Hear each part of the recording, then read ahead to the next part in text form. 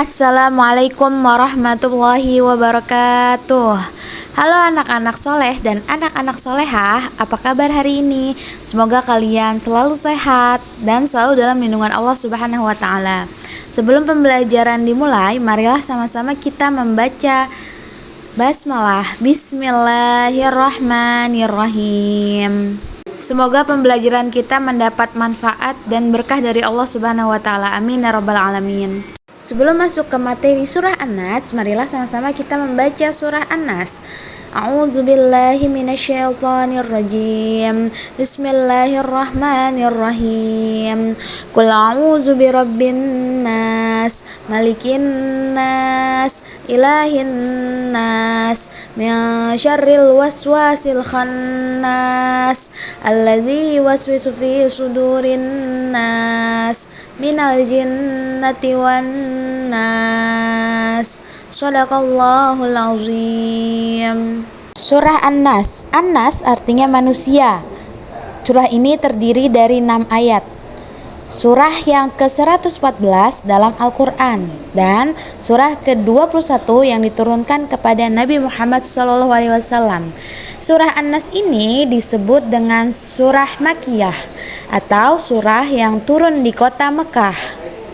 Kandungan surah An-Nas. Yang pertama, surah An-Nas mengandung isti'azah atau permohonan perlindungan kepada Allah Subhanahu wa Ta'ala dari segala kejahatan iblis dan bala tentaranya yang dapat melalaikan manusia dengan menebarkan was-was pada diri mereka.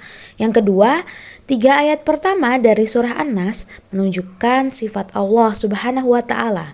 Ayat yang pertama sebagai pemelihara atau tempat untuk memohon pertolongan. Ayat yang kedua sebagai pemilik atau tidak ada pertolongan kecuali dari pemiliknya.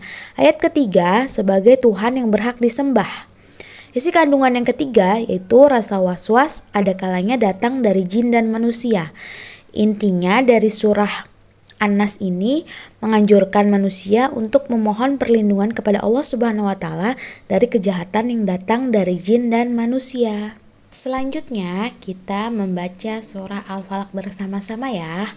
A'udzu billahi minasyaitonir rajim.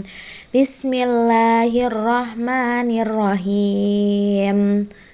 Qul a'udzu birabbil falaq min syarri ma khalaq wa min syarri ghasiqin idza waqab wa min syarrin naffasati fil uqad wa min syarri hasidin idza hasad.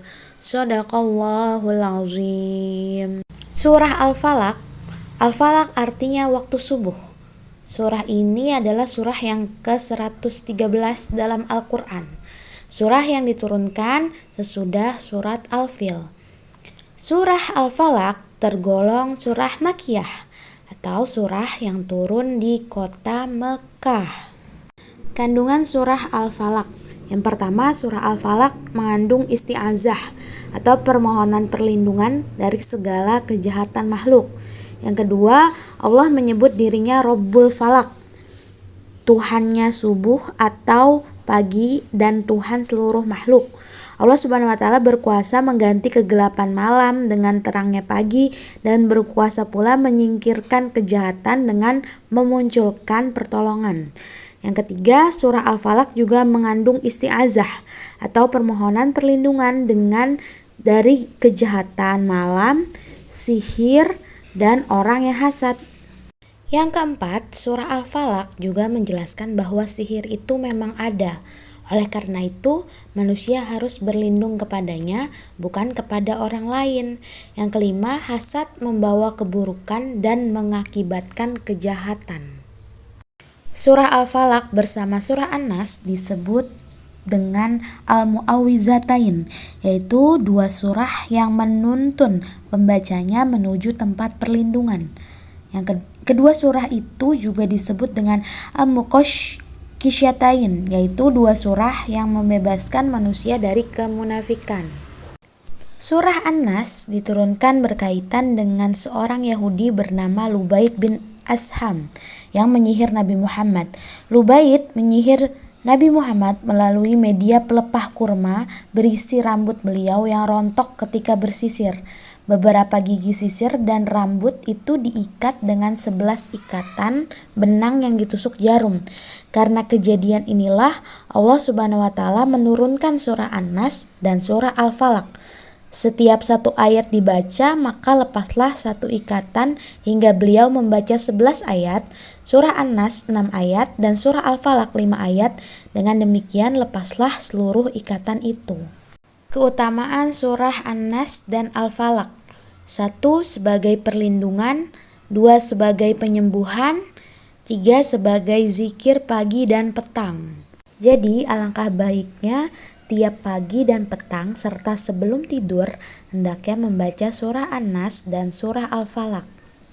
Mungkin itu saja pemaparan materi tentang surah An-Nas dan surah Al-Falaq.